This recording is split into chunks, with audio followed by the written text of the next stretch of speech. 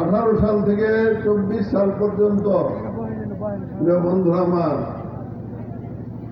25 সালের কিছুদিন পর্যন্ত আমি ফাঁসির দণ্ডপ্রাপ্ত হয়ে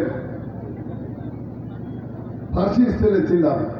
ফাঁসির ছেলে থাকাতে কি কষ্ট আপনারা যদি উপলব্ধি করেন, বুঝতে পারেন, আর কেউ কাছে শুনতে পারেন, তাহলে বুঝবেন যে কিভাবে একটি অন্ধকার কবরের মতো জায়গায় দীর্ঘদিন আমি থেকেছি। যখন বিভিন্ন সময় আমাদেরকে রিমান্ডে নেওয়া হয়েছে, আমাদের উপর অত্যাচার এবং নির্যাতন করা হয়েছে, অনেক নির্যাতন, অনেক জুলুম করা হয়েছে।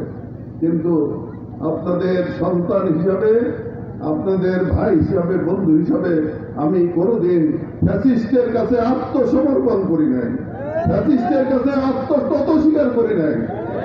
আপনাদের মুখকে উজ্জ্বল করার জন্য, আপনাদের সন্তান হিসাবে মুখকে উজ্জ্বল করার জন্য কষ্ট স্বীকার করে হলেও আমি ওই ফ্যাসিস্ট আওয়ামী লীগের নেতাদের কাছে আত্মসমর্পণ করি নাই। প্রিয় বন্ধুরা আমার, সেই নির্যাতনের পরে আপনারা জানেন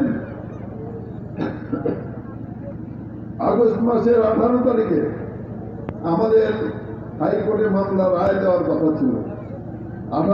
আগস্ট মাসের 18 তারিখে যদি রায় হতো, আর হয়তো 3-4 মাস পরে আমাদেরকে ফাঁসিতে ঝুলিয়ে দিত।